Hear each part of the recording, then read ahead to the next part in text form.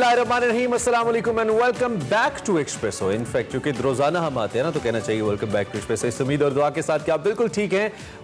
Espresso के एक brand new episode के साथ एक बार फिर ये हैं अरबला हसन और एक बार फिर ये है इमरान हसन। उम्मीद करते हैं आप बिल्कुल ठीक ठाक होंगे। वैसे ना आज मैं थोड़ी थोड़ी खुश हो रही हूँ, जैसे जैसे वीकेंड पेट्रोल सस्ता हो गया? नहीं, ये ऐसी खुशी नहीं हमारे नसीब में। हम बात करें ना वीकेंड आने की, लेकिन वीकेंड आने में भी एक दिन है, लेकिन थोड़ी सी एनर्जी मेरी बेहतर होती है क्योंकि मुझे लगता है पता नहीं क्यों इस सख्त गर्मी के अंदर आपकी कोई बद्दुआ मुझे लगता है लगी है कि वीकेंड अब जुम्मे तक आ गया है। मतलब ऐसे ना थोड़ा स्क्वीज हो रहा है। हुकूमत पहले एक दिन छुट्टी कम की, अब 2 दिन की छुट्टी हो गई है। अब आज वर्क फ्रॉम होम की बातें भी हो रही है कि जी जुम्मे को वर्क फ्रॉम होम होगा। बद्दुआ नहीं, तो दुआ के लें, चलें।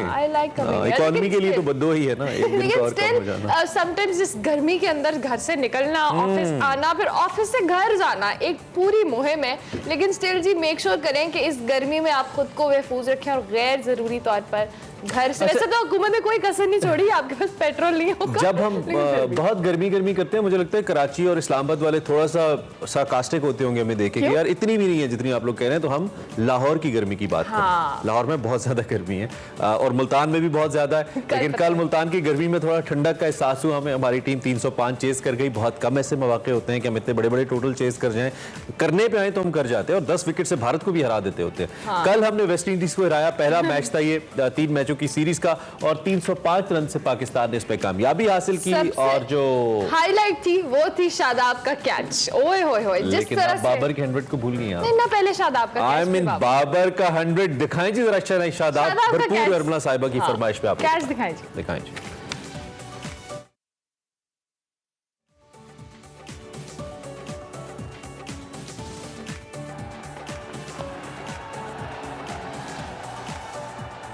Was a beautiful piece of fielding. This time, oh brilliant! What a catch! It's Shadab Khan. और इंटरेस्टिंग बात यह है कि इस कैच के बाद यानी कि इस मैच के बाद शादाब ने एक ट्वीट भी किया। आपको याद होगा कि क्लिप वायरल हुआ था, इसमें बाबर शादाब को कह रहे हैं तू बुड्ढा हो गया। तो कल उन्होंने लिखा मैं बुड्ढा नहीं हुआ, आप 100 पे 100 मारते रहे और मैं ऐसे ही फील्ड करता रहूंगा और ऐसे ही हम टीम को जिताएंगे। जबरदस्त कॉम्बिनेशन जी। रिजवान की जबरदस्त इनिंग थी, फखर की अच्छी इनिंग थी और अच्छा ओवरऑल एक टीम कॉम्बिनेशन चला। और बाबर का 100 अब कैसे भूल सकते हैं। और बाबर एज कैप्टन 1000 रन बनाने वाले दुनिया के सबसे फास्टेस्ट बैट्समैन बन गए हैं और ये रिकॉर्ड उन्होंने विराट कोहली के रिकॉर्ड को तोड़ के हासिल किया। विराट का कोई रिकॉर्ड बाबर ने रहने नहीं देना अपने पास। इंशाल्लाह इंशाल्लाह। लेकिन उसके साथ साथ खुशदिल को भी आप भूल हाँ, खुशदिल को कैसे भूल सकते हैं। खुशदिल ने दिल खुश किया है वाकई में। और कल उनकी परफॉर्मेंस भी बड़ी जबरदस्त थी। मैच पे आगे जाके भी हमने डिटेल बात करनी है। प्रोग्राम में हमारे पास बहुत कुछ है। मैशियत पे भी बात करेंगे एज यूजुअल, वो हमारी तो उसके बाद के बगैर तो हमारा गुजारा ही नहीं है। तो आगाज में आपको बताते हैं आज की हेडलाइंस। खजाना खाली, मुल्क दिवालिया, महंगाई का तूफान, सख्त बजट आने का इम्कान। हुकूमत ने पेट्रोल मजीद महंगा करने और भारी भरकम टैक्स लगाने की तैयारी मुकम्मल कर ली। बजट अवाम दोस्त नहीं होगा, रिलीफ की कोई उम्मीद न रखें, हुकूमत ने अवाम को साफ साफ बता दिया। रवा माली साल में कितने अहदाफ हासिल करने में कामयाबी हुई और कितने शोबों में नाकामी का सामना करना पड़ा, कौमी इक्तसादी सर्वे आज जारी होगा। माशी बदहाली से मुतालिक हुकूमती दावों के बरक्स इक्तसादी सर्वे के अहम नुकात सामने आ गए। तवानाई की बचत के लिए बड़ा फैसला, हुकूमत और सूबों का बाजार और मार्केटें रात 8:30 बजे बंद करने का उसूली इत्तेफाक। ताजिरों ने रात 8 बजे दुकानें बंद करने की तजवीज मुस्तरद कर दी। एहतजाज की कॉल फिर अदालती फैसले से मशरूत। इमरान खान ने सुप्रीम कोर्ट का फैसला आने के बाद मुल्क की तारीख का सबसे बड़ा एहतजाज करने का ऐलान कर दिया। कारकुनों को तैयारी करने की हिदायत। पार्लियामेंट का मुश्तरका इजलास आज होगा। सदर आरिफ अलवी की जानिब से वापस भिजवाए गए नैब तरमीमी बिल और इलेक्शन एक्ट तरमीमी बिल इजलास में मंजूरी के लिए पेश किए जाने का इम्कान। पाकिस्तानी, उर्दू और पंजाबी फिल्मों में एक तवील अरसे तक अपनी आवाज का जादू जगाने वाले मारूफ गुलकार मसूद राना के मद्दाह आज उनकी 84वीं सालगिरह मना रहे हैं। हेडलाइंस आपने जानी और अब आगे बढ़ेंगे, आपको बताएंगे आज की बड़ी खबर।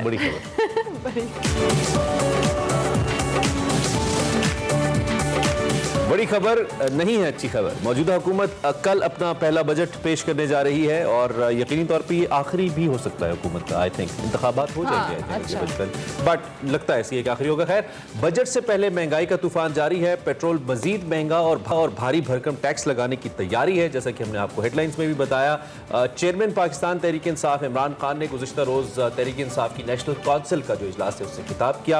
हुकूमत पर एज यूजुअल शदीद तरतीब की, इल्ज़ाम लगाया कि इनको महंगाई की कोई फिक्र नहीं है, ये लोग सिर्फ अपने करप्शन केसेस खत्म करने के लिए आए। 60 रुपए बढ़ा रहे थे लीटर, तो हिंदुस्तान 25 रुपए लीटर कम कर रहा था, क्योंकि उन्होंने रूस से तेल ले रहे थे। तो इनको अगर फिक्र होती अपने लोगों की, तो इनका सबसे बड़ी प्रायोरिटी थी कि वो उसको परसू करते। परसू करने की तो बड़ी दूर की बात है। इनको थोड़ा सा इनके ख्याल में भी आ जाए ना कि इनके जो मास्टर्स बैठे हुए हैं वॉशिंगटन में, अमेरिका, वो नाराज भी हो जाए तो ये कभी वो आगे कदम नहीं उठाएंगे। इनका काम था, अगर इनको वाकई महंगाई की फिक्र होती तो इनको फौरी तौर पे वो रूस का जो सस्ता तेल था उसको परसू करना चाहिए था। इनका फाइनेंस मिनिस्टर कहता जी रूस हमारे पास आके हमें ऑफर दे, यानी तेल की हमें जरूरत है लेकिन रूस को कह रहा है कि हमें आके ऑफर दे। यानी असल में अमेरिका की इजाजत के बगैर ये कभी कोई काम नहीं करेंगे। अवाम पिस रही है, इनको कोई फिक्र नहीं अपनी अवाम की। मेरी कंटेंशन ये है कि इनके दोनों के पार्टियों के सरबराह के अरबों डॉलर, रुपए नहीं, इनके अरबों डॉलर बाहर पड़े हुए हैं। ये कभी किसी किस्म का इस कौम के लिए स्टैंड नहीं लेंगे जिधर इनके डॉलर खतरे में आ जाए।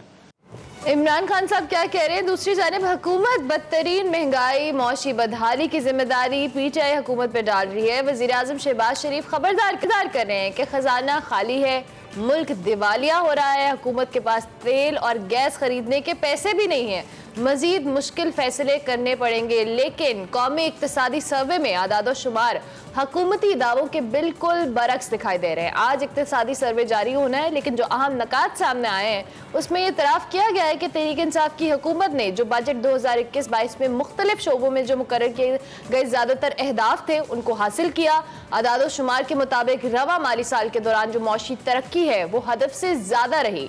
माशी शरह नमू जो ग्रोथ रेट है वो 4.8% के मुकाबले में GDP ग्रोथ 6% रही। और इसी तरह अगर हम एग्रीकल्चर ज़राई शोबे की बात करें तो 3.5% के मुकाबले में 4.4% रही। इंडस्ट्री सेक्टर में भी 6.2% के मुकाबले में 7.2% जो वो तरक्की हुई।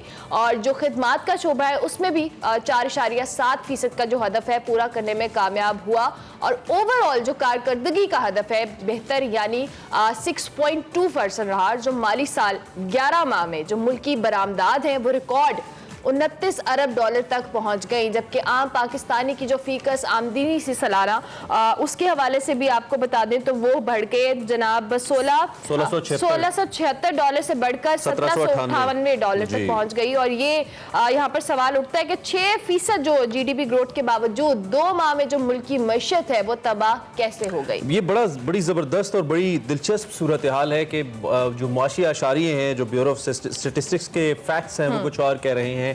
हुकूमत आते ही रोना रो रही है कि मुआशी बदहाली है, तबाही है। एक सूरत में तो तबाही है जो फ्यूल प्राइसेस हैं, क्योंकि वो इंटरनेशनल प्राइसेस पे डिपेंड करती हैं। लेकिन क्या बाकी अशारिये भी हुकूमत आवाम को गलत बता रही है और तहरीक इंसाफ वाकई 2021-22 में इतना अच्छा परफॉर्म कर रही थी? That's a question for today. इसी पे हम बात करेंगे। हमारे साथ डॉक्टर खाकान नजीब मौजूद हैं, साबिक मुशीर हैं वजारत खजाना के और इकोनॉमी के एक्सपर्ट भी हैं। उनसे ज़रा उनकी एक्सपर्ट ओपिनियन लेते हैं। Khaqan, thank you very much, आप हमारे साथ मौजूद हैं और सुबह खैर आपको, बहुत शुक्रिया आपने हमें ज्वाइन किया।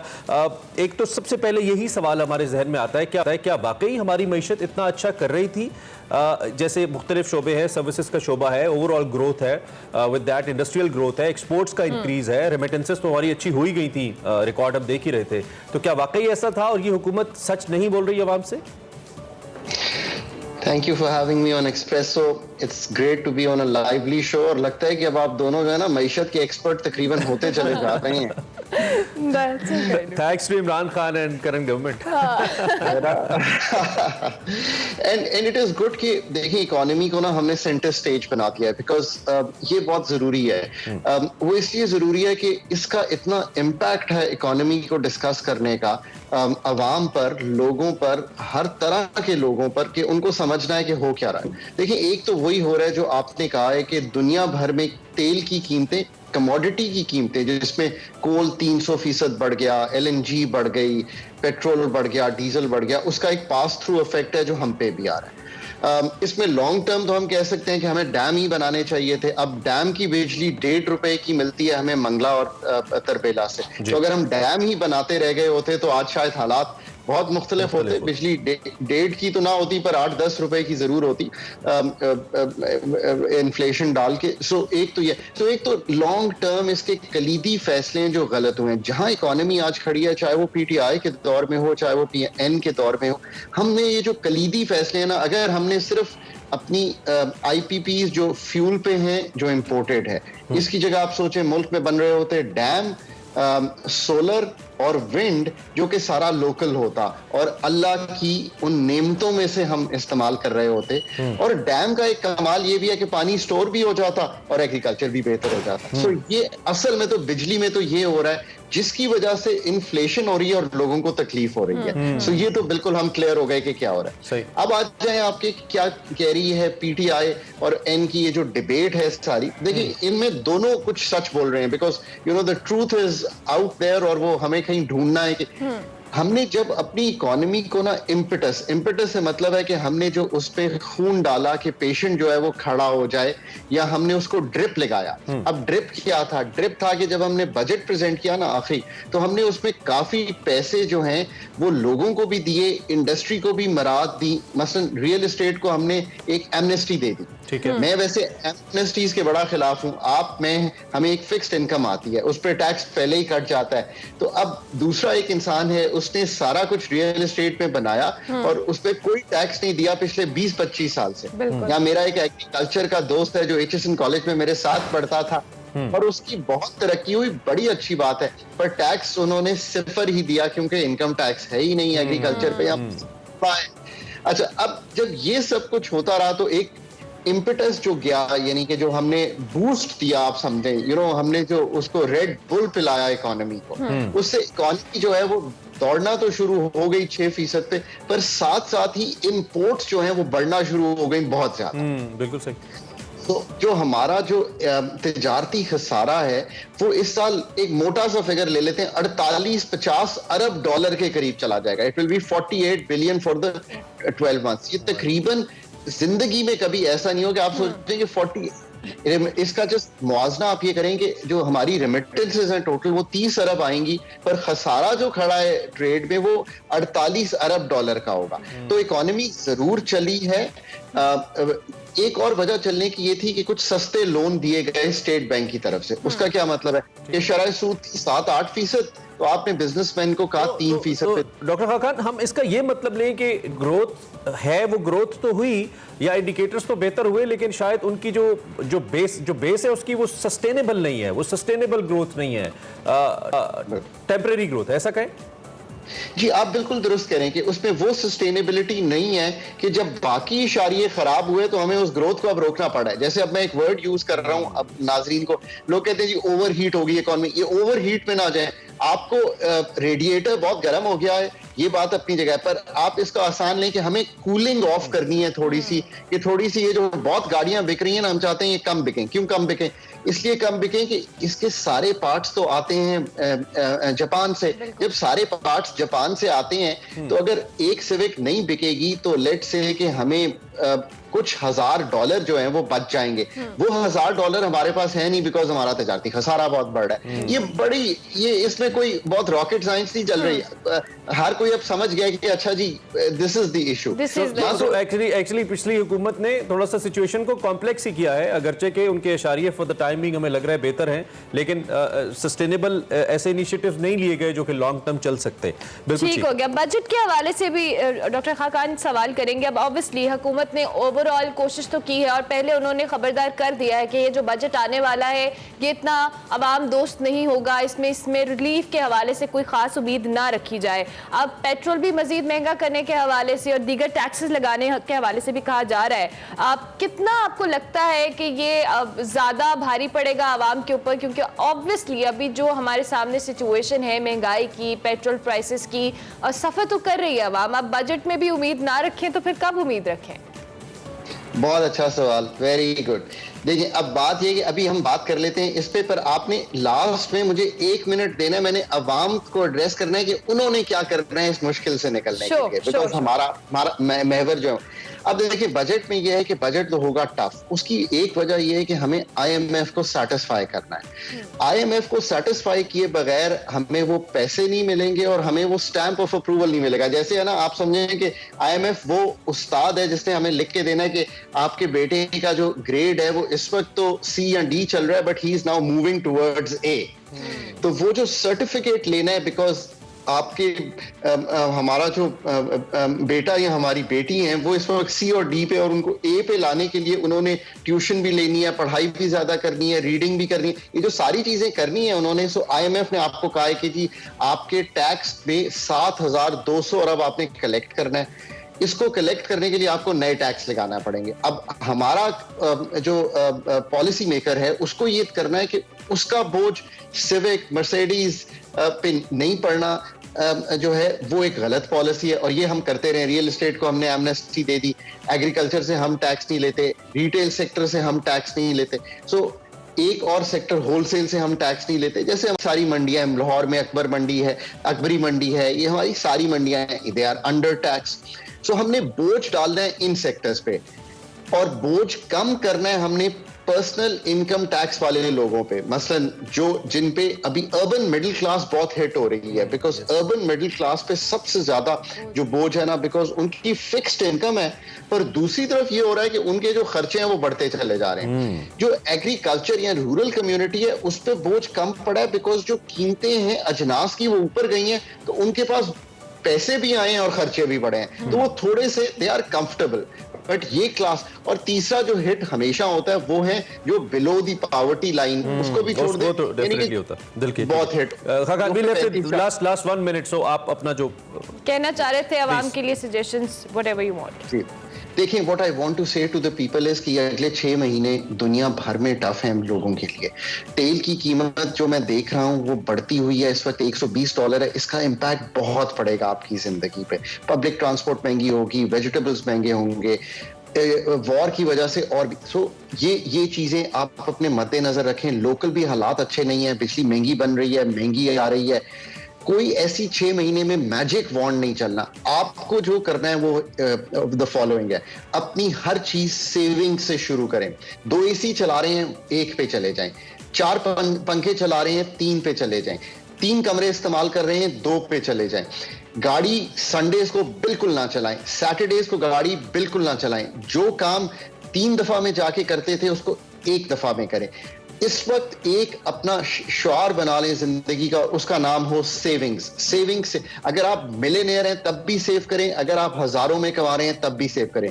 दूसरा ये करें कि जो अपने पैसे हैं वो इस वक्त ऐसी इन्वेस्टमेंट में रखें। मसलन मैं आपको एक मिसाल देता हूं, नेशनल सेविंग्स का रेट बहुत बेहतर हो गया है, उसमें पैसे रखें ताकि आपकी कोई इनकम साथ साथ, चाहे आप 1000 रुपया ही जाके रेगुलर इनकम सर्टिफिकेट में सेव करते हो, पर अगले 6 महीने आपने अपना जो तर्जे जिंदगी है उसको सादे से सादा करना है। मैं खुद अपने घर में यही कर रहा हूं। That is how you will sail this time. Very important और बहुत पर्टिनेंट सजेशंस हैं। Thank you doctor Khaqan. इंशाल्लाह हम इस पे बात करते रहेंगे। इंपॉर्टेंट सजेशंस हैं और आई थिंक इस वक्त की जरूरत भी है। ये सारे मशवरे जो सब दे रहे थे, इसमें बात करते रहेंगे। शॉर्ट ब्रेक के बाद आते हैं। Welcome back to Expresso. अब हम कुछ बात करेंगे इलेक्शंस के हवाले से। सियासी महाजराई में इलेक्शन कमीशन का किरदार इंतहाई अहम हो गया है। साबिक वजीर आजम इमरान खान साहब हुकूमत पर फौरी इलेक्शन कराने का दबाव बढ़ाने की कोशिश तो कर रहे हैं और इलेक्शन कब होंगे ये तो हुकूमत को ही बताना है, लेकिन इलेक्शन कमीशन की तैयारियां हतमी मरहले में दाखिल हो रही हैं और कौमी और सूबाई नशिस्तों की जो हल्का बंदियां हैं वो जारी कर दी गई हैं। कबायली अजला की बात की जाए तो अजला की नशिस्तों को खैबर पख्तूनख्वा में जम कर दिया गया है, जिसके बाद कौमी असम्बली की जो जनरल नशिस्तें हैं वो 272 से कम होकर 266 हो गई हैं। पंजाब की 148 से कम होकर 141, जबकि बलूचिस्तान, खैबर पख्तूनख्वा और इस्लामाबाद की जो कौमी असम्बली है उसकी जनरल नशिस्तों में भी इजाफा कर दिया गया। बिल्कुल जी, और इसके साथ साथ जो वोटर लिस्टें हैं और इंतखाबी फहरिस्तें हैं उनको भी अपडेट किया जा रहा है। मुल्क भर के जो डिस्प्ले सेंटर्स हैं इस पर वोटर लिस्ट को आवेजा कर दिया गया है। एतराज़ात और शिकायत जमा कराने का सिलसिला भी जारी है, लेकिन अफसोसनाक अमल इस पर यह कि तहरीक इंसाफ की जानिब से इलेक्शन कमीशन और चीफ इलेक्शन कमिश्नर पर मुसलसल इल्ज़ामात लगाए जा रहे हैं। कल भी उन्होंने कुछ इल्ज़ामात लगाए, उनको नून लीग का एजेंट करार दिया जा रहा है। ये भी इल्ज़ाम है कि जी इलेक्शन कमीशन नून लीग के साथ गठजोड़ से वोटर लिस्टों में हेर फेर कर रहा है, लोगों के वोट खुद ब खुद एक जगह से दूसरी जगह मुंतकिल हो रहे हैं। एक दो सहाफ़ियों ने भी ये लिखा है कि हमारे फैमिली के वोट्स को फैला दिया गया, ऐसी खबरें आ रही हैं, जो ओबियसली प्रो पीटीआई सहाफ़ी हैं। इस पर सुप्रीम कोर्ट ने नोटिस लेने का सुप्रीम कोर्ट से मुतालबा किया जा रहा है। इस वक्त हमारे साथ सईद गुल साहब मौजूद, इलेक्शन कमिश्नर पंजाब हैं। हमने सोचा कि एक पिक्चर ज़रा जान लें उनसे कि क्या इन इल्ज़ामात में कितनी सदाकत है और आवाम के लिए क्या आसानी है जो इलेक्शन कमीशन लेके आ रहा है इंतखाबात 2022 या 2023 जब भी होते हैं, अवेयरनेस के लिए क्या-क्या चीजें उसमें दरकार तो है। हम गुल साहब से बात कर लेते हैं। वेलकम, बहुत शुक्रिया आप हमारे साथ मौजूद हैं। सुबह खैर आपको। सबसे पहले तो ये कंफ्यूजन ज़रा दूर करेंगे जो वोटर लिस्ट के हवाले से है, फैलाई जा रही है कि इलेक्शन कमीशन अपने ताईं वोट्स को फैला देता है, इलाके तब्दील किए जा रहे हैं और ऐसा तनासुब बनाया जा रहा है जिससे एक पार्टी को फ़ायदा हो इसका, तो इस तासुर की कैसे आप नफ़ी करेंगे? बिस्मिल्लाहिर्रहमानिर्रहीम। मैं थोड़ा सा आपको बैकग्राउंड बता दूं इस सिलसिले का। 2018 से पहले वोटर की मर्जी थी कि वो जहां भी चाहता था वो अपना वोट का इंदराज कर सकता था, लेकिन जब इलेक्शंस एक्ट 2018 आया तो उसमें वोटर पे पाबंदी लगा दी गई कि वो अपने वोट का इंदराज या तो शनाख्ती कार्ड के मुताबिक परमानेंट एड्रेस पे कर सकता है या टेम्परेरी एड्रेस पे कर सकता है। ठीक है। तो इसके मुताबिक जब 2018 के इलेक्शन को तो मतलब तहफ़्फ़ुज़ दिया गया था कि वो जिस तरह की वोटर लिस्टें हैं उसी पे इलेक्शन होंगे। उसके बाद 31 दिसंबर 2018 तक, उसके बाद ये वोट ऑटोमेटिकली या तो परमानेंट एड्रेस पे जाएंगे या टेम्परेरी एड्रेस पे जाएंगे। तो ये हमने ये सिलसिला शुरू किया लॉ के मुताबिक। ठीक है। अभी रिसेंटली लास्ट अक्टूबर में हमने कैंपेन शुरू की और डोर टू डोर वेरिफिकेशन जब हमने शुरू की तो वो 7 नवंबर से शुरू की। इसमें हमारे जो तस्दीक कुनिंदगान हैं वो डोर टू डोर गए और जो वोटर्स थे उनको वेरीफाई किया। 9 करोड़ से ऊपर डोर टू डोर वेरिफिकेशन हुई। अच्छा। या उसके मुस्तकिल पता पे या टेम्परेरी पता पे 12 करोड़ में से। ठीक है। उसके बाद ये लिस्टें गई डेटाबेस में और डेटाबेस के बाद जब छप के आ गई तो ये अभी इब्तिदाई लिस्ट है। ठीक है। ये मैं नहीं कहता कि ये हतमी लिस्ट है, ये बस फाइनल है, नहीं। ये हमने अब इज़ा कर दी है, मुख्तलिफ डिस्प्ले सेंटर्स पे रख दी है। और इसमें हमारे वोटर्स की कितनी तादाद है, रजिस्टर्ड वोटर्स की? इसमें 12 करोड़ 4 लाख 86 हज़ार की तादाद है पाकिस्तान की, और जबकि पंजाब। और ये हतमी लिस्ट आप कह रहे नहीं है? नहीं, ये हतमी लिस्ट बिल्कुल भी नहीं है। वोटर को ये ऑप्शन दिया गया कि वो 8300 पे इसको चेक कर ले या हमारे जो करीबी डिस्प्ले सेंटर है उस पर जाके चेक कर ले, और अगर उनके कवायफ में कोई गलती है, उनका वोट इधर उधर है, तो वो डिस्प्ले सेंटर पे जाके अपना फॉर्म वहाँ पे फिल करे। अच्छा, डिस्प्ले सेंटर्स के हवाले से ऑब्वियसली आप ये बता दें कि कहाँ कहाँ आप लोगों ने लिस्ट आवीज़ा किया ताकि लोगों की समझ में आ जाए कि वहाँ पे जाएं। अगर डेटा में इनकेस कोई तब्दीली करवानी है उसका एक प्रोसीजर भी लोगों को पता हो, और ये जो जाली वोट वाला मामला है इसको ख़त्म करने के हवाले से जो आप लोगों का मैकेनिज्म है उसको भी बता दें। जी, इसमें यह है कि जो डिस्प्ले सेंटर्स हैं वो हमने प्रोमिनेंट प्लेसेस पे बनाए और स्कूलों में बनाए हुए, इलाके के स्कूलों में। एक स्कूल में तकरीबन 8 से 10 ब्लॉक होते हैं इलाके के सराउंडिंग एरिया के, कि वो इजीली एक्सेसिबल हो। यहाँ पे कोई भी शख्स जाके वहाँ पे जो डिस्प्ले सेंटर इंचार्ज होता है उसके पास फार्म 15 है, अगर उसने अपने वोट को कहीं और से मुंतकिल कराना हो अपने इलाके में वो फार्म 15 फिल करेगा, या नए वोट का इंदराज कराना हो उसका मतलब अब तो ऑटोमेटिकली आ भी जाता है। लेकिन अगर कोई कहता है कि मेरा वोट नहीं है और मैं इंदराज कराना चाहता हूँ, के साथ ऑटोमेटिकली वोट अपडेट हो जाता है। वो अपडेट हो जाता है। हमारे नादरा के साथ ये अंडरस्टैंडिंग है कि वो हमें वोटर लिस्ट देता है। आपकी जहाँ तक जाली वोट की बात है तो जाली वोट वो किस्सा पारीना बन चुका है, क्योंकि जब बंदे के पास शनाख्ती कार्ड होगा तो उसका वोट बनेगा और पाकिस्तान में एक ही वोट बनेगा पूरे पाकिस्तान में। डेटाबेस यही कहता है। डेटाबेस में ये है कि वोट अगर शनाख्ती कार्ड पे एक ही वोट बनेगा, 2 वोट एक शनाख्ती कार्ड पे। जो आपने पहला नुक्ता इलेक्शन कमीशन साहब बताया उसके हवाले से थोड़ा सा और क्लियर करें कि अगर 2 एड्रेसेस आईडी कार्ड पे लिखे हुए हैं तो इन 2 स्टेशंस के ऊपर जाके ही वोट पोल किया जा सकता है, इसके अलावा किसी तीसरी डेस्टिनेशन पे मेरा वोट हो हो भी नहीं सकता उस वक्त तक जब तक मैं खुद जाके अपडेट ना करवाऊँ, ऐसा है? बिल्कुल बिल्कुल। देखें, जब ये 2 एड्रेस होंगे तो आपका वोट वहीं पे रजिस्टर होगा। जब रजिस्टर होगा तो आपने उसी इलाके में पोल करना है। ये आपकी मर्जी है कि आपने कहाँ पे रजिस्टर कराना है, अपने परमानेंट एड्रेस पे कराना है या टेम्परेरी एड्रेस पे कराना है। It's up to you। और वो मैं कैसे करूंगा? वो मैं जाके डिस्प्ले सेंटर पे जाके डिस्प्ले सेंटर पे जाके करूंगा। अगर डिस्प्ले सेंटर नहीं है तो इलेक्शन कमीशन के ऑफिस आके हम भी फॉर्म ले सकते हैं। मतलब ये बिल्कुल खुला है। और डिस्प्ले सेंटर के बाद भी अगर इसका पीरियड खत्म हो जाए तो इलेक्शन कमीशन कर सकता और है। इसकी तारीख कब तक है? वैसे तो अभी इलेक्शन की डेट नहीं आई है, कब तक वोट्स आप डिस्प्ले सेंटर की तारीख 19 जून है। 19 जून तक जितने भी जिनके कवायद गलत है या जो अपने वोट को ट्रांसफर कराना चाहते हैं तो वो 19 जून तक आके हमारे डिस्प्ले सेंटर पे आके फॉर्म जमा करा दें। ठीक है। एक और इसमें बड़ा अहम नुकता है, वो ये कि हर चीज़ चूँकि हम ऑनलाइन जा रहे हैं, टेक्नोलॉजी का इस्तेमाल हो रहा है। नादरा का आपने जिक्र किया, स्टेट ऑफ द आर्ट उनके सिस्टम्स हैं और बड़े अच्छे सिस्टम्स हैं। तो इलेक्शन कमीशन इसको क्यों सिर्फ ऑनलाइन नहीं कर देता कि अगर मैंने वोट का इंतराज करना है तो मुझे उनके डिस्प्ले सेंटर पे या वॉक इन ऑफिस में ना जाना पड़े और मैं घर पे बैठ के इसको कर सकूं, ऑनलाइन कर सकूं, ऐसा कोई सिस्टम? देखिए, ऑनलाइन सिस्टम हमारा तो एक ऑटोमेटिक रजिस्ट्रेशन का सिस्टम है जो नादरा हमें डेटा देता है और हम उसको अपने डेटा में इनकॉर्पोरेट कर देते हैं। दूसरी बात यह है कि ऑनलाइन सिस्टम में पता नहीं चलेगा कि कौन किसका वोट ट्रांसफ़र कर रहा है। इस वजह से लॉ में ये मैंडेटरी है कि वो बंदा आए या उसका फैमिली मेंबर आए, इमीडिएट जो फैमिली मेंबर हो, और वो तस्दीक करे वहाँ पे, अंगूठा लगाए वहाँ पे कि हाँ इसका वोट हम ट्रांसफ़र करा रहे हैं या हम वोट चेंज कर रहे हैं, मतलब इंदिराज करा रहे हैं। तो ये जो इस वक्त मुख्तलिफ स्टेटमेंट्स आ रही हैं पॉलिटिकली कि जी इस तरीके से धांधली हो सकती है, और वो वोटर लिस्टों के हवाले से हर सियासी जमात ये इल्ज़ाम लगाती है कि जी हल्का तब्दील कर दिया गया, वोटों का तनासुब तब्दील कर दिया गया। इस तासुर की नफी करने के लिए कौन से अहम इक़दाम हैं जो आपने किए, इलेक्शन कमीशन कर रहा है? देखिए, हम जो ये कैंपेन चला रहे हैं, ये कैंपेन इसी का हिस्सा है। हम लोगों को बार बार यही कह रहे हैं, इनवाइट कर रहे हैं, हम मसाजिद में ऐलानात कर रहे हैं, हम सिविल सोसाइटी को इंगेज कर रहे हैं, हम पॉलिटिकल पार्टीज़ को इंगेज कर रहे हैं कि जाएँ अपने वोट को दे के, अवाम जाए वहाँ पे जो डिस्प्ले सेंटर बने हुए हैं वहाँ पे 8300 हमारा SMS सर्विस है, घर पे बैठ के अपना वोट चेक कर सकते हैं। 8300 जी, उनको पता चल जाएगा कि उसका वोट कहाँ है। अगर उसने तब्दील करना है तो डिस्प्ले सेंटर और क्या मुझे अपना नजदीकी डिस्प्ले सेंटर भी किसी तरीके से पता लग सकता है?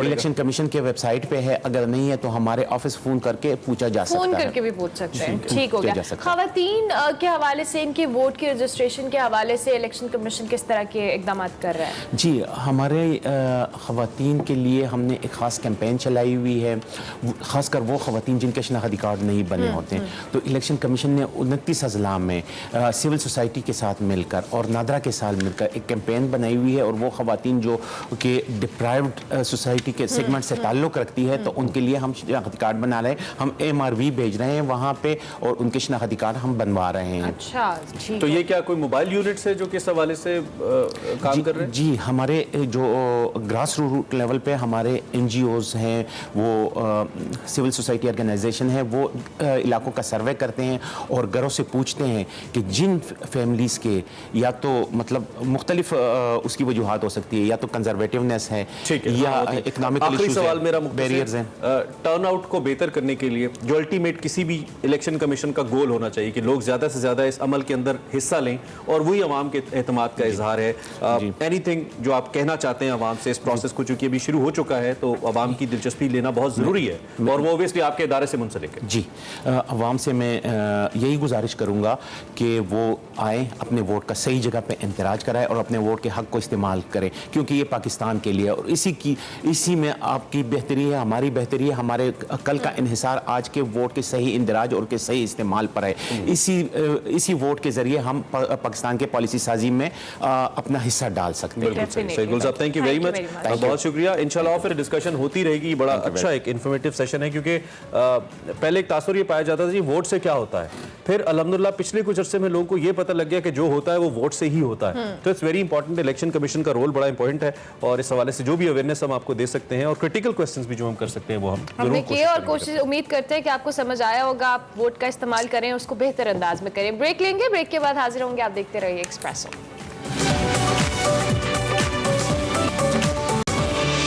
Welcome back to Expresso. और अब बात करते हैं पाकिस्तानी, उर्दू और पंजाबी फिल्मों में एक तवील अरसे तक अपनी आवाज़ का जादू जगाने वाले मारूफ गुलकार मसूद राना साहब की, जिनके मद्दाह आज उनकी 84वीं सालगिरह मना रहे हैं। मसूद राना साहब ने कई लाजवाल गीत गाए और कहा जा सकता है कि जो भी गीत गाया उसे अमर कर दिया। ये अजीम गुलकार 4 अक्टूबर 1995 को इस जहान फ़ानी से कूच कर गए। अल्लाह ने गरीक़ रहमत करे। हम उन्हें ट्रिब्यूट दे रहे थे और इस पॉइंट पे एक ब्रेक लेते हैं और ब्रेक के बाद दोबारा welcome back to Expresso programme के दूसरे हिस्से में आपको खुश आमदीद कहते हैं। एज यूजुअल स्टार्ट करेंगे सफ़र शद से और आपको हम वादी गिज़र दिखा रहे हैं और उसमें आज हमारे पास है शेर कला की एक कदीम मस्जिद जिसके बारे में हमें बता रहे वकार भी आज के सेगमेंट में देखते हैं।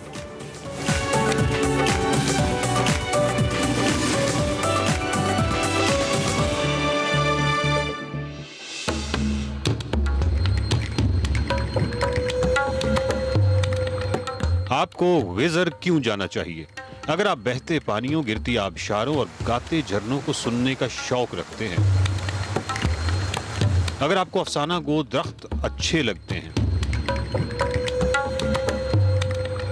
अगर आपको मुहज़्ज़ब और पढ़े लिखे मकामी अफराद से गपशप का शौक है, अगर आप कचरा नहीं फैलाते और शोर गुल को सख्त नापसंद करते हैं, अगर आप कहानीकार झीलों की कहानियां सुनने का शौक रखते हैं, अगर आप मोहब्बत करते हैं और मोहब्बत के गीत गाते हैं, तो यकीन कीजिए आप गिज़र के लिए हैं और गिज़र आपके लिए है।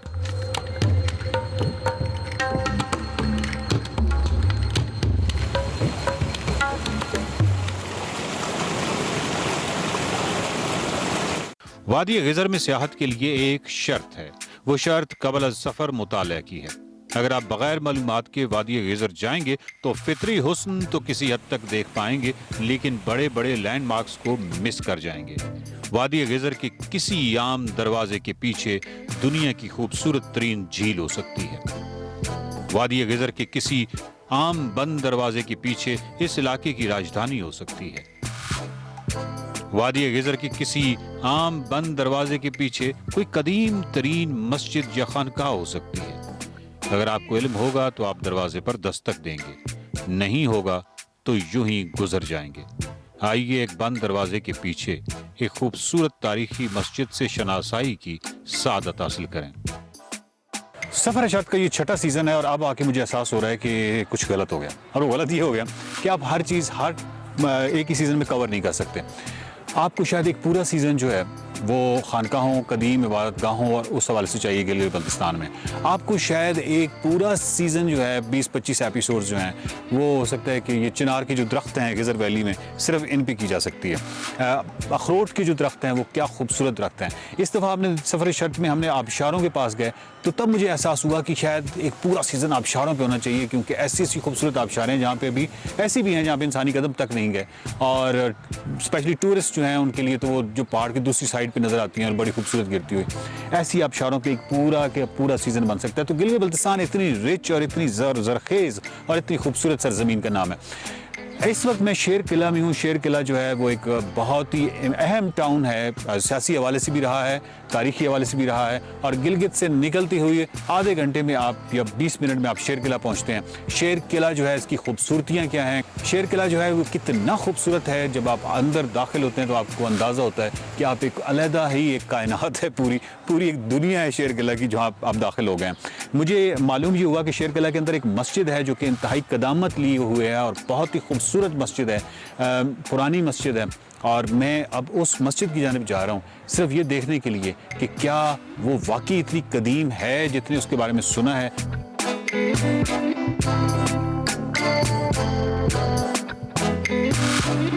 गिलगित बल्तिस्तान जो कि मुख्तलिफ मज़ाहिब की आमाजगाह रहा है, मुख्तलिफ कल्चर्स, मुख्तलिफ तहजीबी असरात इस पर पड़ते रहे, तो यहाँ पे वो असरात आपको आर्कियोलॉजिकल एविडेंसेस की सूरत में नज़र आते हैं।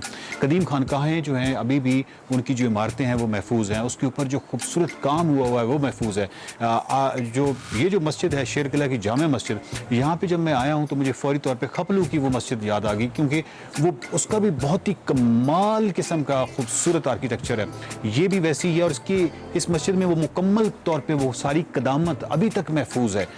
ये जो कदामत है इसके अंदर जैसे ही आप आते हैं तो आपको एक बड़ी सुकून की सी एक कैफियत मिलती है, और उसकी शायद वजह ये है कि जितनी भी कदीम इबादत गाहें हैं या जितनी भी कदीम मसाजिद होती हैं, ये तमाम के अंदर जो पुरखुलूस सजदे दिए जाते हैं या पुरखुलूस लोग यहाँ पे उन्होंने अपना वक्त बिताया है। शायद जब आप इसमें आते हैं तो आप उसके साथ एक हमायंगी महसूस करते हैं, और उसकी वजह से ये जो जगह हैं ये बहुत ही एक पुरसुकून और एक अजीब से आपको एक अजीब सा एहसास जकड़ लेता है। इसके अंदर ये जो काम हुआ है ये हैरत ज़दा करने वाला काम है। जब मैं आया और पहली झलक जब इस मस्जिद की मैंने देखी तो मैं हैरत ज़दा रह गया, क्योंकि इतना डिटेल और इतना खूबसूरत काम है। और आप जब भी आएँ शेर किला में, तो शेर किला में जो जामा मस्जिद है जो कि बिल्कुल ब्रिज आप क्रॉस करते ही साथ ही है, वो किसी से पूछ लें, इस मस्जिद को ज़रूर देखिएगा। अगर आपको आर्कियोलॉजी से मोहब्बत है, अगर आपको हिस्ट्री से मोहब्बत है, अगर आपको अपनी मट्टी से मोहब्बत है, अपने आबाव अजदाद और उनके कमाल फ़न से मोहब्बत है, उनके खुलूस से मोहब्बत है, तो शेर कला की इस मस्जिद को ज़रूर देखिएगा। आप इसके एक एक पिलर में और आप इसकी एक एक डिटेल में मुकम्मल तौर पे खो जाएंगे। मेरा ख्याल है कि मैं इस मस्जिद में शायद घंटों अगर यहाँ पे इसको देखता रहूँ तो मेरी तबीयत कभी सैर नहीं हो सकती। इतनी कमाल और इतनी खूबसूरत मस्जिद है शेर किला की जो जामिया मस्जिद है।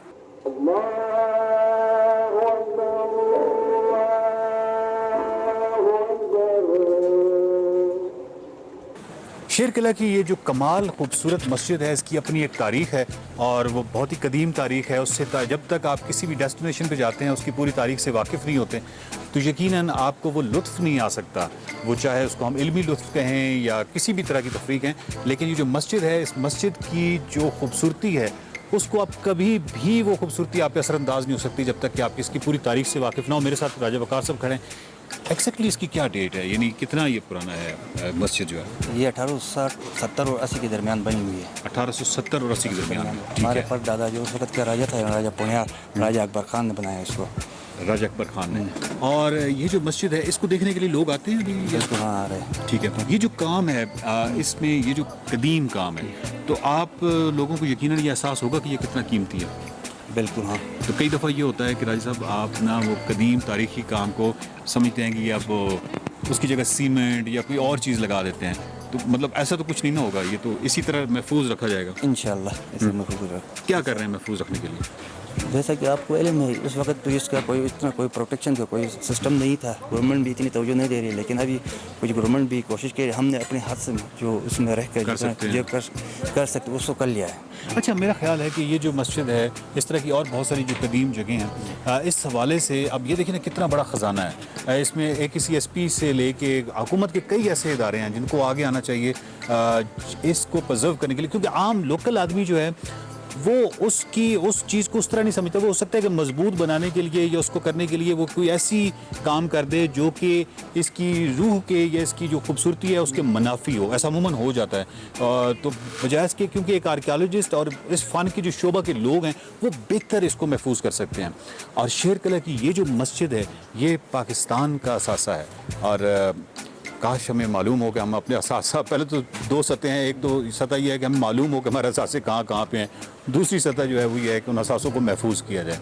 तो हम अभी पहली सतह में कुछ अजीब व गरीब सी हरकतें कर रहे हैं, लेकिन ये है कि ये पहली सतह से निकलने के बाद दूसरी सतह पे हमें हर सूरत में इस मस्जिद को ज़रूर महफूज करना है। और आप भी जब भी आएँ शेर किला वादी गिज़र में, तो ब्रिज क्रॉस करती ही खूबसूरत मस्जिद है, इसको देखिए और आपको एक अजीब सा रूहानी सुकून मिलेगा। बहुत शुक्रिया राज साहब आपका।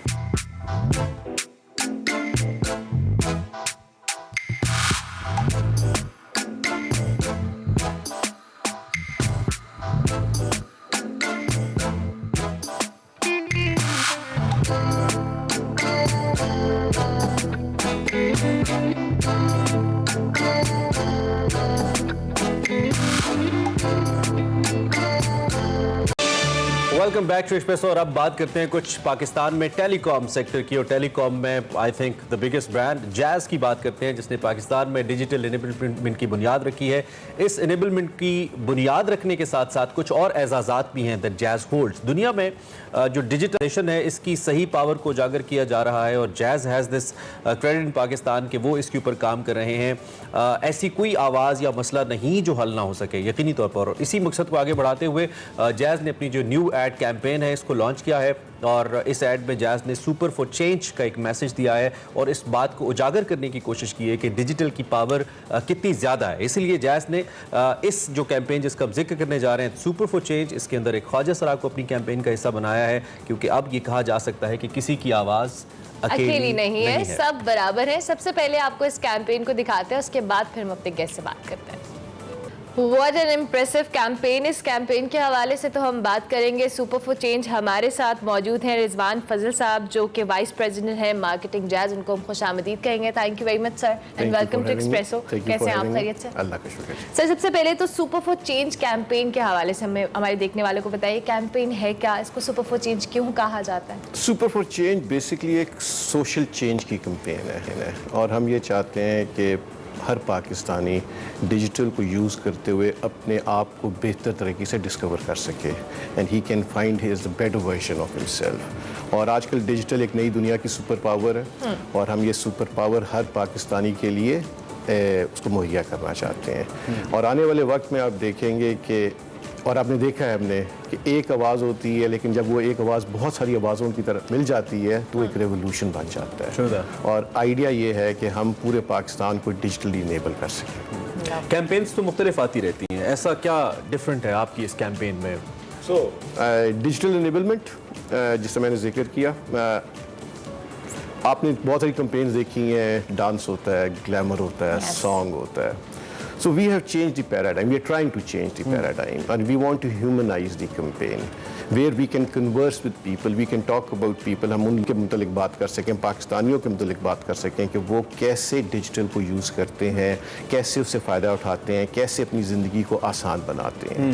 So this is the digital enablement. So basically what we want is no voice should be unheard, no problem should be unresolved. और basically ये हर आम पाकिस्तानी के लिए ये सहूलत मुयस्सर हो। ठीक हो गया सर। ऑब्वियसली जब भी कोई कैंपेन डिज़ाइन की जाती है किसी भी ब्रांड की तरफ से, दे प्रेफर मुख्तलिफ तरह के फेसेस को प्रेफर करते हैं, बट यू ऑप्टेड फॉर ख्वाजा सरा, आपने उसको किया। और माशाल्लाह सारा के बारे में हम बात कर सकते हैं, she is very talented, she is doctor. तो इनको इस कैंपेन के लिए मुंतखब करने का आपका idea? So digital inclusivity, what we want to ensure is that digital is for everyone irrespective of caste, language, creed और gender। और इसके लिए ज़रूरी था कि हम एक ऐसी मार्जिनलाइज कम्युनिटी को डिपिक्ट करते। आपने बल्कि भी सारा को सुना कि how digital helped her in her life and that is one area where marginalised communities are important. So basically this is commoditised thing.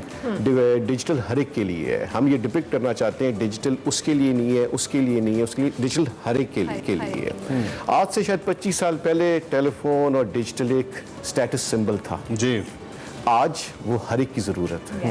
It's a need of our basic। ठीक है। और ये जो डिजिटल इनेबलिंग की बात करें, ये आम फैम, एक तो वो तबका है, मुख्तलिफ तबकात है जिनको आप फोकस कर रहे हैं, and it's good actually, Pakistan जैसी सोसाइटीज़ में बड़ी ज़रूरत है।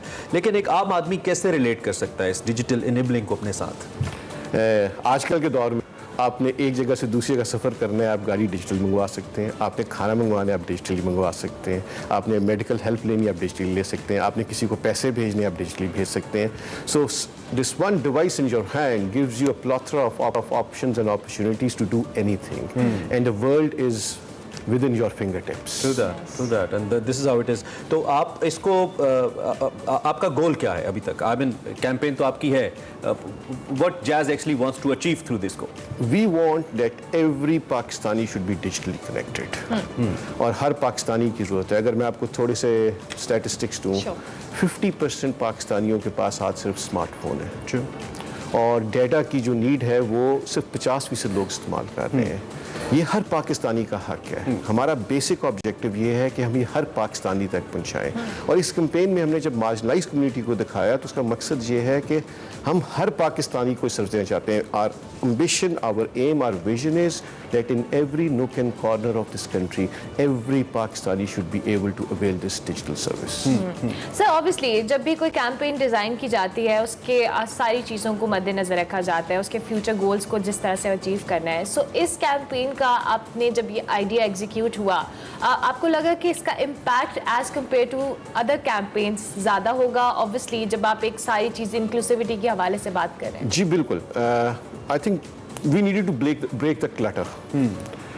if you go on television, there's a lot of different type of things. So we wanted to do different and we wanted to attract people's attention. मैंने जैसे पहले कहा, हम humanize करना चाहते हैं अपनी conversation. We want to converse with our consumers. Every third Pakistani is a Jazz customer. और हम हर पाकिस्तानी के लिए उससे डायरेक्ट कन्वर्सेशन करके उसकी नीड, उसकी ज़रूरत, उसके इस्तेमाल की चीज़ की बात करना चाहते हैं. हम अपनी बात नहीं करना चाहते. वी डोंट वांट टू से कि हम ऐसे हैं वैसे. It's about people, it's about consumers. So that is the difference. We thought that marginalised communities are a better representative of that. और एक्चुअली पाकिस्तान में तो ओबियसली बहुत बड़ी तादाद है. तो actually Rizwan, how people are welcoming this campaign? लोग कैसे इसको ले रहे हैं? क्योंकि इनिशिएटिव तो नो डाउट बहुत अच्छा है. यू नो, ब्रांड बिल्डिंग के साथ साथ अगर आप उसको एक सोशल अपना एक वैल्यू एडिशन कर रहे हैं तो आई थिंक उससे अच्छा कुछ नहीं एक अच्छी कॉर्पोरेट बड़ी कंपनी के लिए. तो पाकिस्तान जैसी सोसाइटीज़ में है तो बड़ा इंपॉर्टेंट और अच्छा है. लेकिन लोग कैसे इसको ले रहे हैं? अब तक क्या रिस्पॉन्स है आपके पास? सुपर अभी तक सुपर फॉर चेंज का रिस्पॉन्स बहुत अच्छा है. बहुत अच्छे कमेंट्स मिल रहे हैं हमें. हमने एक बोल्ड और एग्रेसिव स्टांस ली है. जनरली ख्वाजा सराग को प्रोटेगनिस्ट दिखाना अपनी कैंपेन के ऊपर नेशनल मीडिया में it's not easy. So Jazz has taken a bold step और अभी तक हमारे पास रिस्पांस बहुत अच्छा है. कोई यस कुछ होता है भी जो छोटे मोटे लोग की बात करते हैं, हमारा एक वो सोसाइटी का है ये, लेकिन but I think overall it has gone very well and we have received applause from all the callers. And one last question, आपका जो ब्रांड है, it is known for the, you know, usually youth youngsters से बहुत नाम भी इसका jazz इसलिए शायद. और दूसरी जानिब ये जो एक सोशल एलिमेंट आप इसमें ऐड कर रहे हैं, आपको लगता है कि in future it will really help the society to grow better? Yes, देखें आपको मैंने एक स्टेटमेंट से पहले दिया कि टेली पेनिट्रेशन और डेटा पेनिट्रेशन जैसे जैसे बढ़ती है आपकी जीडीपी पे एक पॉजिटिव इम्पैक्ट आता है. तो पूरे मुल्क की इकॉनमी के लिए it is very good. It is for the betterment of lives of people. What we want is that people should discover best of themselves. जबरदस्त. And this is what I think आप काफी हद तक इस पे कामयाब हुए करने. Sir, thank you very much for joining us in Expresso and wish best of luck. It's such an impressive campaign. Jazz Super for Change के हवाले से हम बात कर रहे थे. इनकी नई कैंपेन आपने देखी. इन्होंने कहा कि सोसाइटी के हर एक फ़र्द को डिजिटली इनेबल करना चाहते हैं और उसके लिए इनकी एक कैंपेन है. So do support it. अभी हम एक ब्रेक लेंगे. ब्रेक के बाद हाजिर होंगे. आप देखते रहिए एक्सप्रेसो.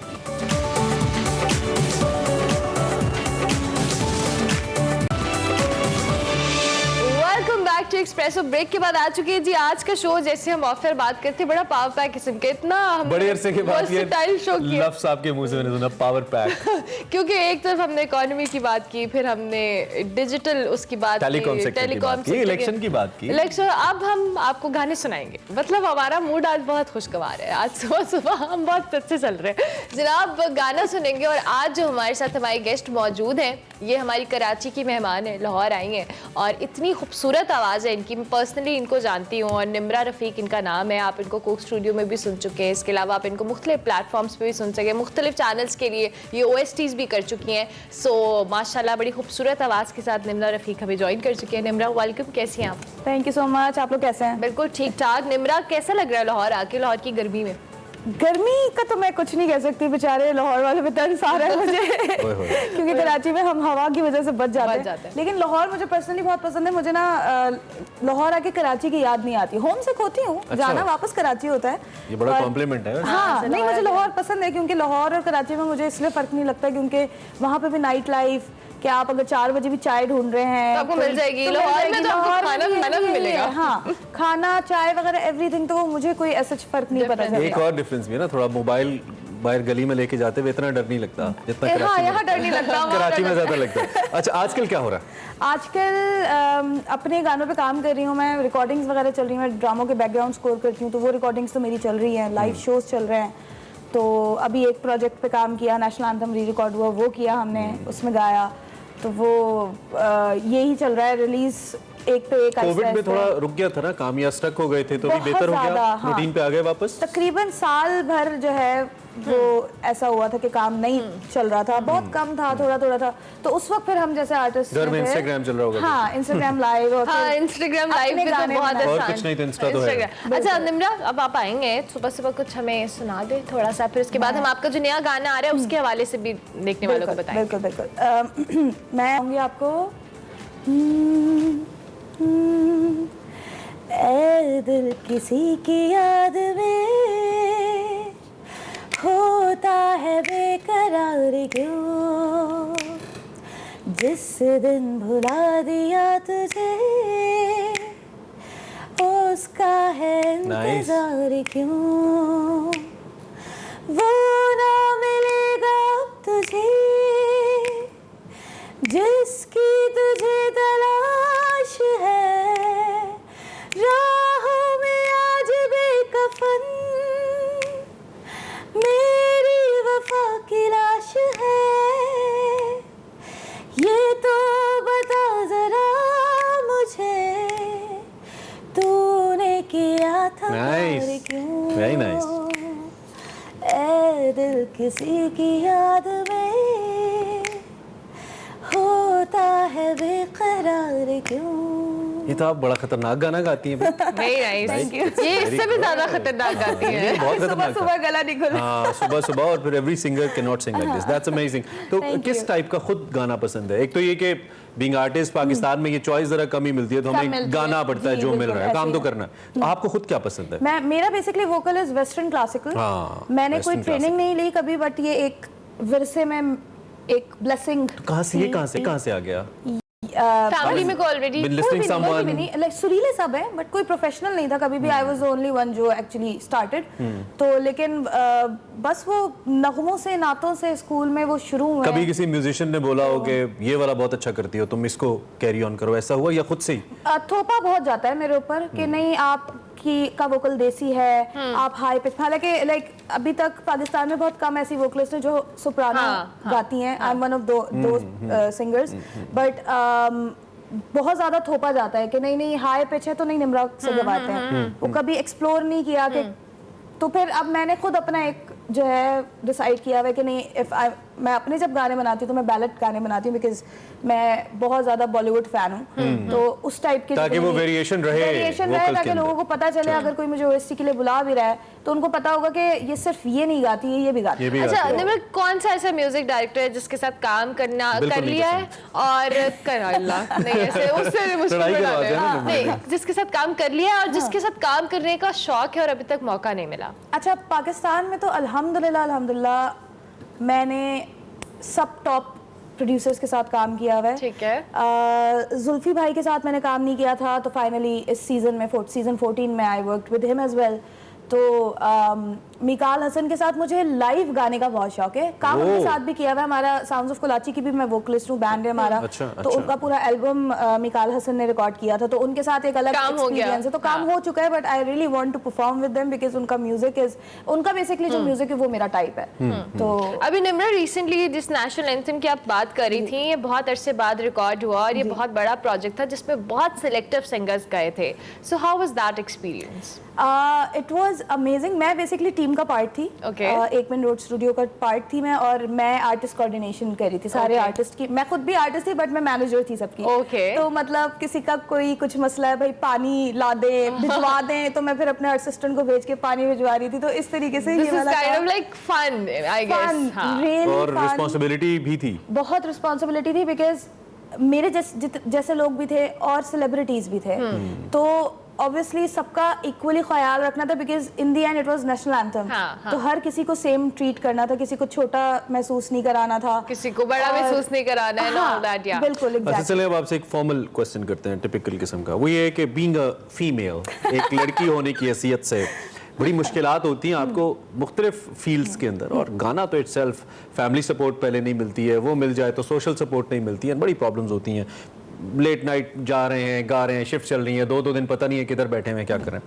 तो एक तो ये कैसा, और क्या एक आम जो स्टूडेंट है, जो लड़की है आपकी एज की, यंग एज की, वो करना चाहती है इसको एज अ प्रोफेशन, उसको आप क्या अपने सारे एक्सपीरियंस के बाद कहोगे कि नहीं कर लो, कहोगे नहीं बहन कुछ और काम कर लो, ज्यादा बेहतर है? नहीं, मैं तो कहती हूँ कि करें, मतलब because it's very challenging. It's challenging, और मुझे बड़ी अच्छी लगती हैं वो लड़कियां जो गिव अप नहीं करती हैं और आगे बढ़ती हैं। लाइक मैंने स्टार्ट किया है अपना करियर इन 2006, ठीक है, और उस वो वक्त था जब फीमेल वोकलिस्ट का कोई सीन ही नहीं था ना म्यूजिक में।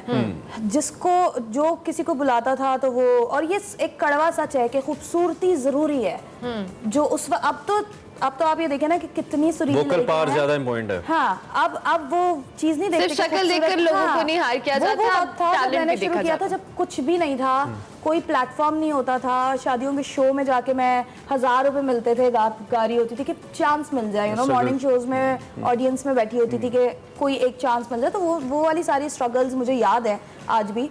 लेकिन मुझे ना, जब मैं पीछे मुड़ के देखती हूँ, now that I have become माशाल्लाह इस जगह पे मैं जब आ गई हूँ, तो मैं जितनी भी लड़कियां होती हैं जो मुझसे कहती हैं कि हमारे पेरेंट्स इजाजत नहीं दे रहे, तो फिर I can not say anything आगे, क्योंकि लेकिन उसके साथ आपने you have achieved a lot Nimra, माशाल्लाह आप हमारे साथ हैं। आपका नया जो गाना है उसके हवाले से भी हम बात करेंगे, लेकिन अभी हम एक ब्रेक लेंगे। ब्रेक के बाद हाजिर होंगे, देखते रहिए एक्सप्रेसो।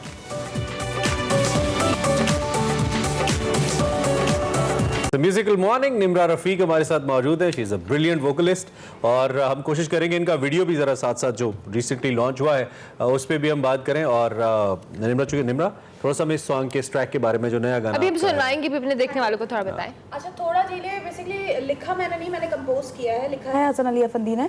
और ये मैंने बिगफुट एक म्यूजिक प्लेटफॉर्म है कराची में, इनके साथ मैंने पहले भी अपना एक ओरिजिनल किया हुआ है, तो वो जो कि मैंने खुद लिखा था और कंपोज किया था। तो अब बेसिकली मेरा ये थोड़ा सा इशू है कि मुझे टाइम लगता है अपने ओरिजिनल पे काम करने में।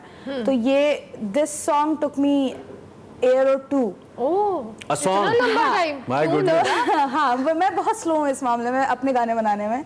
तो ये गाना बेसिकली उन्होंने जब मुझे लिख के दिया, 1-2 साल में तो साउंड चेंज हो जाता है, साउंड चॉइस भी चेंज हो जाती है। हाँ, तो इसका इसलिए नहीं हुआ क्योंकि लिखा हुआ था ऑलरेडी, मैंने धुन बनाई हुई थी और उसके ऊपर मुझे लिख के दिया उन्होंने। और इस गाने का basically motive is very positive. मैं या तो मैं बहुत ही सैड हर्ट ब्रेक सॉन्ग बनाती हूँ, या तो मैं बहुत ही पॉजिटिव गाने बनाती हूँ। तो किसने दिल तोड़ा आपका, जिसकी वजह से आप जमाने ने, तो इतना टूटा है कि हमें आप ये गाना जरा थोड़ा सुनाएं, हम चाहते हैं। अब आपने जरा वो एक्साइटमेंट बढ़ा दिया हमारी इसको लेकर। आज फिर जी ले, छोड़ परेशानियां, भूल जा अपने गम, आज मुश्किलों से दोस्ती कर ले। आज फिर तू थोड़ा जी ले, आज फिर तू थोड़ा जी ले, आज फिर थोड़ा जी ले, थोड़ा जी ले। Thank you. Okay, wow. अच्छा, वो कह रहे हैं कि वो ऑडियो भी जा रही थी, हम वैसे ही हमें लगा कि नहीं आ रही थी। आई मीन वीडियो की। So video is on YouTube, right? Video is on YouTube। थोड़ा जी ले। हाँ जी, थोड़ा जी ले के नाम से स्पॉटिफाई पे भी है ये गाना ऑलरेडी। कैसा रिस्पांस है? मुझे बड़ा अच्छा रिस्पांस मिला इस पे, क्योंकि लोगों ने मुझे सेमी क्लासिकल, ईस्टर्न क्लासिकल सुना हुआ है। तो जब मैं एक बहुत ही जैजी कॉम्पोजिशन के साथ आई हूँ तो एवरीवन वाज लाइक अच्छा, when it comes to semi classical, आप किसको गाती हैं या सुनती हैं? पाकिस्तान में तो बड़े अच्छे नाम हैं, बहुत बड़े-बड़े। पाकिस्तान में मैं लता, वो सॉरी, उनको तो सुनते बड़े सगीर हैं। में हाँ, ठीक है, पाकिस्तान में बड़े सगीर, वाह। बड़े शकील का लफ्ज़ है ये। लेकिन मैडम की आवाज में बहुत बट वी शौक से ऑन सुनती लता, हूँ। एज हम जैसे मैडम जी को ऑन करते हैं, ऐसे हम लता जी को भी ऑन करते हैं। It's an era of music. हाँ जी, बिल्कुल। मैडम की आवाज में मुझे गाना बहुत मुश्किल लगता है उनको। कोई ऐसा गाना जो आप यूजुअली मैडम का या गुनगुनाती हैं? मैं उनकी गजल है मुझसे पहली सी मोहब्बत, बहुत गुनगुनाती हूं। भाई हम ऐसा करते हैं, हम शो क्लोज कर लेते हैं। हाँ, फिर हम इनको दे देते हैं मुझसे पहली सी मोहब्बत, इफ यू कंफर्टेबल। तो मैं चले, ठीक है, हम शो खत्म करते हैं। हम 1 मिनट दे रहे हैं निम्रा को गजल सुनाने के लिए। Thank you very much being with. आप निम्रा के इस गाने को एंजॉय कीजिए। आपसे हम मुलाकात करेंगे कल इंशाल्लाह। And now Nimra. मैंने समझा था कि तू है तो दरख्शां है हयात, तेरा गम है तो वाह वाह, गमे दहर का झगड़ा क्या है, तेरी सूरत से है आलम में बहारों को सवात, तेरे आँखों की वाह वाह, सिवा दुनिया में रखा क्या है, तू जो मिल जाए तो तकदीर में गो जाए, यूं ना था मैंने फकत चाहा था यूं हो जाए।